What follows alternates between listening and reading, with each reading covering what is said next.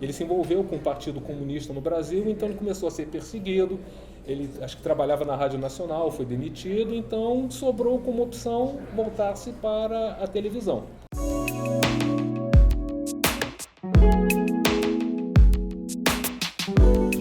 Olá, meus amigos da internet. Estamos aqui no programa do Vila, no Leblon, no Rio de Janeiro, um bairro do imaginário, da ficção, da realidade, das tramas das novelas. E hoje estamos aqui no Fratelli, um dos melhores restaurantes do Rio, para receber uns artistas, produtores, promotores, professores, especialistas que promovem no Rio de Janeiro a cultura, o entretenimento, a diversão, os negócios. E pelo programa do Vila, iremos conversar com todos, e essa conversa é com intimidade, com profundidade, e vocês são nossos convidados. Pela Insigne TV, impulsionando o notável. Olha só, a oportunidade aqui no Fratelli é sempre de reunir amigos, Eu já tenho, o Adilson já esteve aqui conversando sobre inteligência artificial, porque tinha feito um trabalho muito interessante sobre o Rebu, e que é uma novela que eu me lembro, Você escreveu sobre o Rebu? Eu, com a ajuda de inteligência artificial, eu fiz um trabalho de tentativa de resgate, dessa memória. Uma novela que foi exibida em 74 pela Rede Globo, e que dos 112 capítulos em vídeo só restaram apenas 2. Era Ziembinski, Ziembinski, exatamente, que era o grande ator polonês, radicado no Brasil. Ele fazia o anfitrião da festa, era o Konrad Mahler. Tinha Beth Mendes, tinha Lima Duarte, um grande elenco, Edson França, Yara Cortes, um elenco fabuloso. Não, quando falamos de Ziembinski, nós estamos falando de aquele que polonês, trouxe uma influência para o teatro brasileiro. Perfeito. Nelson Rodrigues, a revolução do teatro brasileiro se deve a Ziembinski dirigindo Vestido de Noiva. Exatamente, os 3 planos, o Vestido de Noiva de Nelson Rodrigues, como você bem colocou, os 3 planos, que é o da a realidade, alucinação e memória. Exatamente. E o Ziembinski também foi um grande iluminador. Ele cria o conceito de encenador, de diretor, Exatamente. Agora, eu queria saber o seguinte, a criação do Rebu também tem 3 planos, Exato. Eu me lembro da novela, é tratado sobre uma noite só? Uma noite só, exatamente. Existe uma festa de uma recepção a uma princesa italiana, e ali tinha toda uma questão de... havia um personagem jovem que era o Cauê, que era o dito protegido do Malha, mas na verdade tinha censura, então tinha uma outra questão por trás. E nessa novela havia festa onde ocorria um crime, e isso era o presente, e tinha a investigação, onde entra o delegado, era o delegado Xavier, que foi vivido pelo Edson França, e o passado, ou seja, o que cada personagem trazia para aquela recepção. Por exemplo, o boneco era o personagem do Lima Duarte, e ele era um ladrão, que ele invade uma casa, uma residência de alto padrão, e para roubar, e ele encontra um convite da festa. Ele vê aquele convite e enxerga naquilo uma oportunidade de ir na festa, ter acesso e cometer outros roubos. E você tinha também o personagem do Carlos Vereza, que era o Laio, que era um armador, casado com Helena Martins, que era a personagem da belíssima Maria Cláudia, e ele tinha surtos psicóticos. O médico alertou a Helena que ele poderia a qualquer momento ter um surto psicótico. Então o Braulio teve esse cuidado de dividir o tempo da festa, com todo aquele movimento, aquele glamour, o tempo da investigação, porque há um crime na festa, e trazer o que cada personagem traz para aquela recepção. Em que ano é Rebu, hein? O Rebu é 74, ela foi exibida, não posso nem dizer que aqui no Rio de Janeiro, porque até então as novelas da Globo não eram exibidas em rede. Então passava primeiro no Rio, 2 dias depois passava em São Paulo. E você viajava, você já sabia o que ia ocorrer na novela, Exatamente. Mas com o Rebu não. A Globo unificou o conceito de rede, realmente, implementou o conceito de rede com o Rebu. Ela foi exibida de 4 de novembro de 74 a 11 de abril de 75. Foi a 4ª novela em cores da Rede Globo. Agora, eu acho que essa é uma opinião, uma pergunta. Aqui não temos perguntas combinadas, é um encontro de amigos no Fratelli. O Rebu hoje daria um excelente filme, né?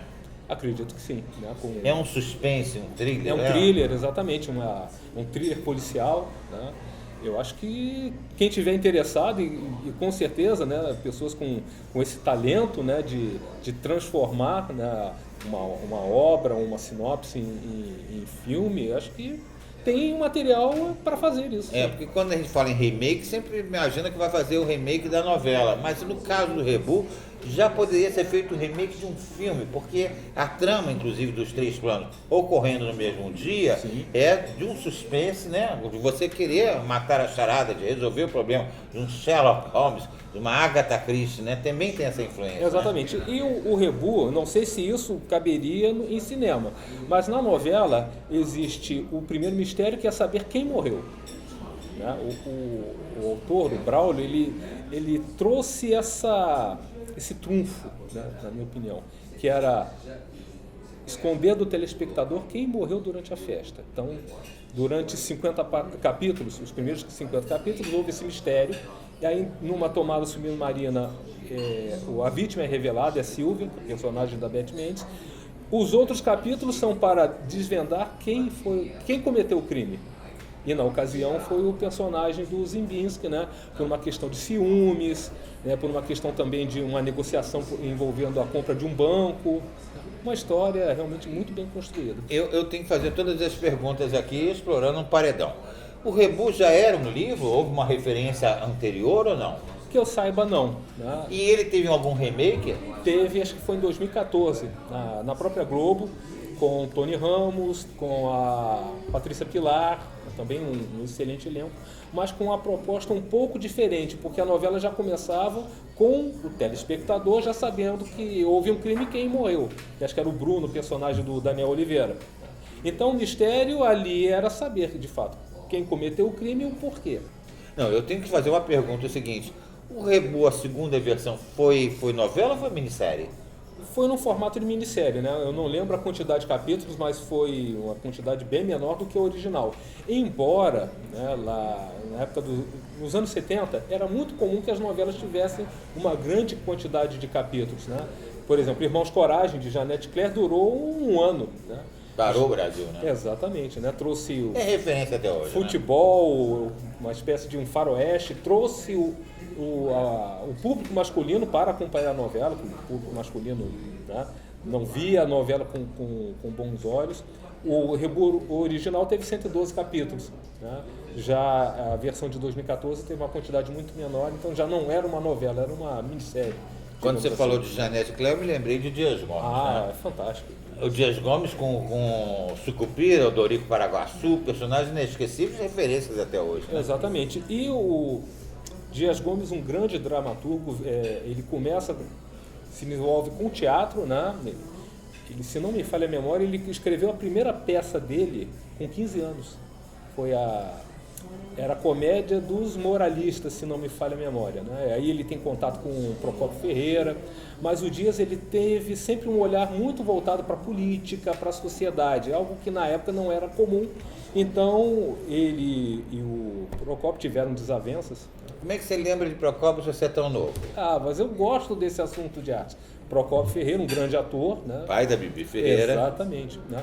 Então, assim, o Procópio contratou, né? Viu uma grande qualidade no Dias, contratou o Dias para escrever somente para ele peças de teatro, mas eles tiveram algumas desavenças por conta desse olhar político e social que o Dias Gomes sempre teve.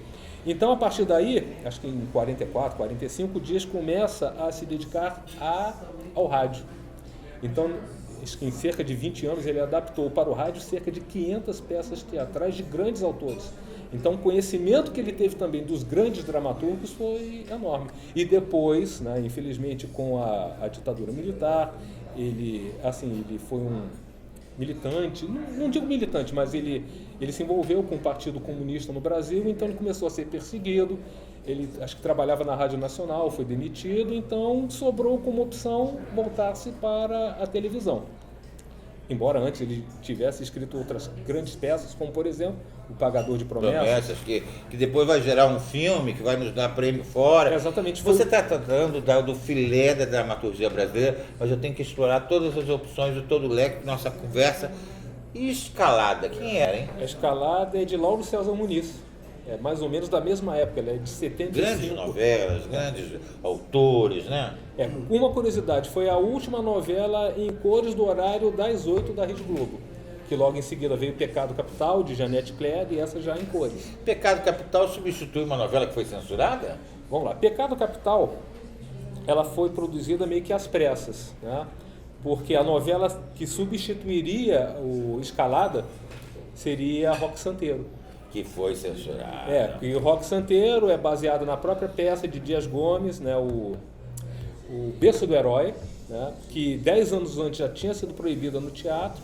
A novela foi produzida, né, para ser exibida em seguida, a Escalada, mas no dia da estreia, o Dias Gomes não sabia, o telefone dele estava grampeado, ele comentou com um amigo, hoje vai entrar na Globo minha novela, tal, que é baseada no Berço do Herói. Nisso... Não, anos depois, volta, né? Ela volta a cartela, sendo Beth Faria, Lima Duarte, né? Beth Faria, Francisco... Não, isso na primeira versão. Primeira versão é Beth Faria, quando é censurada. Depois a segunda versão é Regina Duarte. O Lima Duarte, ele repete o mesmo papel que ele faria em 75, e com o José Wilker como o Roque Santeiro. É importante essa conversa, inclusive, para os nossos colegas de teatro, até mesmo para as escolas de teatro, porque, né, é a referência na formação de um artista, não é isso? É verdade. Nós tivemos grandes autores. Dias Gomes veio do teatro, Braulio Pedroso veio do teatro, Jorge Andrade, né? Eu sei que você gosta muito de uma novela que é O Grito. O Grito, fantástico, né? Sensacional a ideia. Que é um problema hoje também, da né? intolerância. Não ficou restrito a uma época, né? Um problema social, né? A convivência, né? Exatamente. E é uma pena que todo esse material tenha se perdido, né? Então, quando eu resolvi fazer esse trabalho de resgate do Rebu, realmente o meu intuito era esse, tentar resgatar essa obra. Não, mas também a questão de... Não havia essa preocupação da preservação, verdade, né? Se gravava uma novela em cima da outra, né? Uma fita sobre a outra. E houve também os incêndios, né? Que se perdeu muito material. Praticamente todas as emissoras, eu não sei se a Tupice passou por isso, mas praticamente todas as emissoras sofreram com incêndios. A Globo teve um grande incêndio em 71, perdeu boa parte do seu acervo, e sofreu também um grande incêndio em 76, eu não lembro se em junho ou julho, e novelas como Bandeira 2, Os Ossos do Barão se perderam. Ossos do Barão, quem não lembra dessa novela, qualquer um que esteja com mais idade sabe o que nós estamos tratando. Agora, eu preciso, Adilson, que você volte aqui, porque eu acho que nós temos uma conversa muito extensa sobre vários autores e várias novelas. Inclusive, vou trazer uma lista aqui para você da próxima vez, para ver uma referência, né? Certo. Até para que possa ter outras ideias. Sim. Mas eu tenho compromisso com quem está assistindo, né? Então, você fez esse trabalho com inteligência artificial. Eu queria que você desse uma dica para os colegas hoje que têm IA, como é que é a possibilidade de fazer isso, não apenas com essa obra, mas com um livro, com uma lembrança, com uma música, Sim. com um filme que assistiu, né? Essa colaboração de homem e máquina. Exatamente, eu acho a IA abre essa grande possibilidade, né? Ela abre um grande leque de possibilidades para que auxilie o humano com o seu processo criativo, né? Então você cria e a IA produz, né? Ela facilita muito, ela agiliza o processo. Então quando eu resolvi, né, quando eu conheci sobre a IA, eu não conhecia. Quando eu conheci, aí eu pensei, poxa, isso abre uma grande possibilidade, por que não tentar trazer para romance esse material que eu tenho guardado? E eu acho que, de certa forma, modestamente, eu acho que eu consegui, né, ser feliz com esse trabalho. Eu sempre me preocupo também com quem está assistindo de uma relação de negócios também. Sim. Quem ele quiser entrar em contato, para fazer um contato, convidar para uma palestra, tirar uma dúvida, como ter acesso a você no Instagram, na virtual? Exato, eu tenho o meu Instagram, né, adilson.meirelles, com L só, por medida de economia, que na minha família tem Meirelles com 2 e com L, né, adilson.meirelles.3. Ali vai me encontrar, vai conhecer um pouquinho de mim, da minha família, das minhas predileções, porque eu gosto muito de televisão. Principalmente aquelas produções mais antigas, né? E que às vezes só sobraram pequenos trechos, né? Tão importante a memória, né? A gente tem que preservação da memória. A preservação da memória, né? Nossa, cultural, país, mas ainda temos hoje uma ferramenta que cria essa possibilidade, né? É verdade. Então, saber utilizar bem a ferramenta, né? Sim, exatamente. Isso é fundamental, né? Você tem a sua criatividade, tem a sua ideia e a IA vai te auxiliar nesse processo de criação, de produção de conteúdo. Eu fico admirado que é o seguinte, você é um mais novo até do que você está tratando, mas eu acho que pessoas também mais velhas poderiam ter em casa e devem ter, né, a memória e que podem, é um estímulo, né? Você servir de exemplo. É verdade, né? é verdade. Muito obrigado, Adilson. Fico te aguardando agora com uma nova lista. Vou trazer aqui, hein? Tá certo, então. Obrigado.